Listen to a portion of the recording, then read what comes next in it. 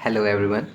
आज मैं ये वीडियो बना रहा हूँ कि how I scored 87 marks in the IBPS PO in my first attempt in interviews. तो मैंने कैसे प्रिपेयर किया, तो पहले मैं बैकग्राउंड बता देता हूँ। मैंने जो है बीटेक किया है इन इंफॉर्मेशन टेक्नोलॉजी इन 2017। फिर उसके बाद मैंने यूपीएससी की प्रिपरेशन करी एंड सोशियोलॉजी मेरा ऑप्शनल था, तो पोस्ट ग्रेजुएशन किया सोशियोलॉजी से फ्रॉम यूनिवर्सिटी। तो बिकॉज ऑफ यूपीएससी बैकग्राउंड की वजह से एक एडवांटेज ये होता है कि जो है इकोनॉमिक की अच्छी अंडरस्टैंडिंग है एंड न्यूज़पेपर पढ़ने की आदत है। तो जो भी इन न्यूज़ चल रहा था और जो भी करंट अफेयर्स चल रहे थे उसका बहुत ही अच्छे से अंडरस्टैंडिंग थी। तो एक कॉन्फिडेंस रहता है कि कुछ पूछा जाएगा तो मैं अच्छे से एक्सप्लेन कर दूंगा। लेकिन साथ में एक डिसएडवांटेज भी था कि जो है आपने यूपीएससी किया है तो हायर लेवल्स ऑफ क्वेश्चन पूछे जाएंगे।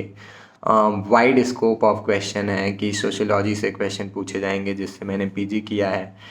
हिस्ट्री, पॉलिटी एंड एवरीथिंग जो भी न्यूज़पेपर में आ रहा है, आईआर्स, किसी भी चीज़ से क्वेश्चन पूछे जा सकते हैं। सेम चीज़ मेरे मॉक इंटरव्यू में जो है एक्स एजीएम सर ने भी बताई थी। एंड इंटरव्यू में भी मेरे साथ सेम हुआ कि मैंने एक आंसर में सेल्फ हेल्प ग्रुप मेंशन किया था, तो मैम बोलती हैं कि बेटा आपने एसएसजी मेंशन किया है और आपने यूपीएससी की भी प्रिपरेशन की है, तो मुझे एसएसजी के बारे में डिटेल्स में बताओ कि क्या स्कीम है, क्या प्रोविज़न्स हैं, क्या कैसा करता है। एंड उन्होंने साफ मेंशन कर दिया कि 1 या 2 लाइन में मत बताना। तो ये तो एडवांटेज डिसएडवांटेज हो गए यूपीएससी के। तो साथ में जो है कि मेरी स्ट्रेटजी क्या थी कि हाउ कैसे मैंने प्रिपेयर किया। तो जिस दिन इंटरव्यू आया तो मैंने देखा कि प्रीवियस ईयर इंटरव्यूज़ देखे, मॉक इंटरव्यूज़ दिया, तो उसमें रियलाइज़ हुआ कि अ, बहुत ही रैंडम है कि 5 to 10 मिनट्स के जनरली इंटरव्यू होते हैं। और अगर आपका लक अच्छा है, आप अच्छे से परफॉर्म कर रहे हो, एक्सप्लेनेशन अच्छा है, तो इंटरव्यू को ड्राइव करते हो तो उसको 15 मिनट तक ले जा सकते हो। लेकिन 5 to 10 मिनट्स के इंटरव्यूज़ में क्या हो जाता है कि एक जजमेंटल इंटरव्यू होने के ज़्यादा चांसेस होते हैं कि 2-3 क्वेश्चन पूछे गए, उसमें आपने कैसा आंसर बताया उतने में ही जो है चीज़ें रिव्यू हो जाती हैं। तो आपको क्रिस्प एंड आंसर देना बहुत ज़रूरी होता है। ये चीज़ जो है सभी जो है टीचर्स ने जितने भी मॉक्स मैंने दिए, चार चार मॉक्स, एक 3-4 कोचिंग्स में मैंने मॉक दिए, हर जगह का सिमिलर एनालिसिस था कि आपको क्रिस्प एंड क्रिस्टल आंसर देना होगा, कि जो है शॉर्ट आंसर दीजिए, ब्रीफ आंसर, बहुत ज़्यादा डिटेल एक्सप्लेनेशन करने की ज़रूरत नहीं है। तो इसके लिए जो है आपको बेसिक्स जो है पता होना बहुत ही अच्छी तरीके से ज़रूरी है। तो जितना आप बेसिक्स पढ़ोगे तो उतना आपको कॉन्फिडेंस रहेगा अपनी आवाज़ में, अपनी नॉलेज पे कॉन्फिडेंस रहेगा, आपको आंसर देने में कॉन्फिडेंस रहेगा। तो ये बहुत ही इम्पॉर्टेंट पॉइंट है कि कॉन्फिडेंस होना बहुत ज़रूरी है, और कॉन्फिडेंस के लिए नॉलेज होना बहुत ज़रूरी है। तो जितने भी बेसिक कॉन्सेप्ट्स हैं आप अभी से प्रिपेयर करना शुरू कर सकते हो, या फिर बाद में करोगे तो बाद में भी हो सकता है, लेकिन थोड़ा अ, एक पैटर्न वे में तैयारी करनी होगी। दूसरा चीज़ मैंने क्या नोटिस किया, मैंने किया क्या, मैंने इंटरव्यू की प्रिपरेशन करी कैसे कि जिस दिन रिज़ल्ट आया था मेंस का, उसके 2-3 बाद से मैंने रेगुलरली मॉक इंटरव्यू देना स्टार्ट कर दिया विद माय फ्रेंड। और एक टेलीग्राम चैनल भी बनाया था जिसमें जो है 5-10 मेंबर्स थे जो कि रेगुलरली इंटरव्यू देते थे। तो अल्टरनेट डेज पे हम लोग जो है इंटरव्यू दिया करते थे।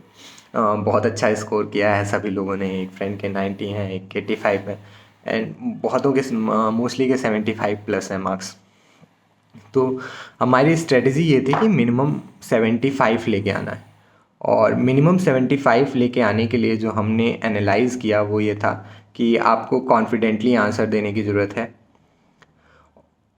कोई ब्लंडर नहीं करना है, कि कोई बिग मिस्टेक आप नहीं कर रहे हो। अगर आपसे कोई बेसिक क्वेश्चन पूछा जा रहा है तो आप ब्लंडर नहीं कर रहे हो। और तीसरा था कि आपको अपनी आवाज़ में एक हम्बलनेस रखनी है, कि आप कितना पोलाइटली बोलते हो, आप अपने एक्सप्लेनेशंस को कितना पोलाइट रखते हो।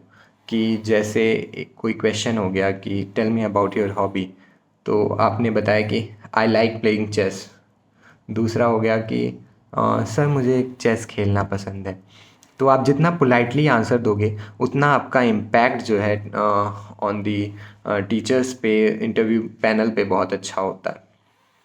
और कॉन्फिडेंस के लिए मैं कहूँगा कि आप नॉलेज आपने गेन कर ली, बेसिक नॉलेज है, आप कॉन्फिडेंट रहोगे। लेकिन मान लीजिए ऐसा हो जाता है कि कोई रैंडम क्वेश्चन आने लगते हैं, कि एचआर के रैंडम क्वेश्चन आने लगते हैं, तो जब वो ऐसे क्वेश्चंस आएंगे जिसके लिए आप प्रिपेयर्ड नहीं हो, तो फिर जो है थोड़ा बहुत कॉन्फिडेंस हिलता है।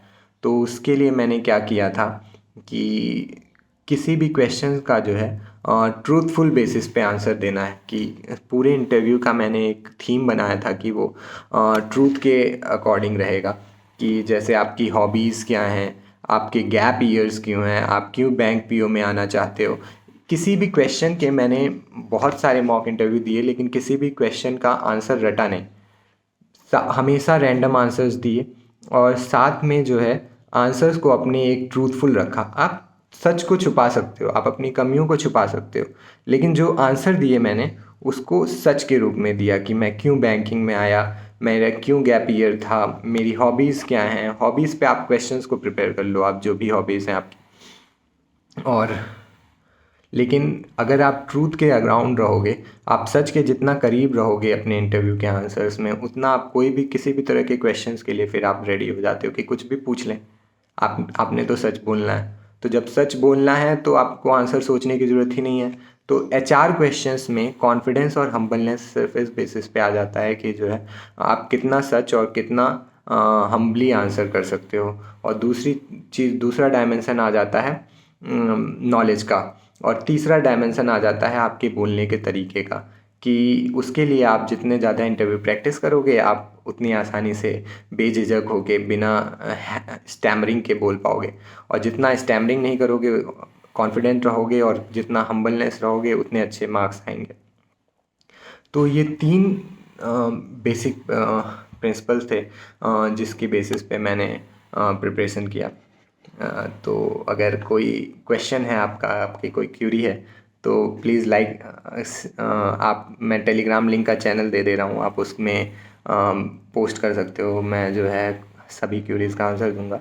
और अगर आपको वीडियोस अच्छी लगी तो please like, share and subscribe. Thank you.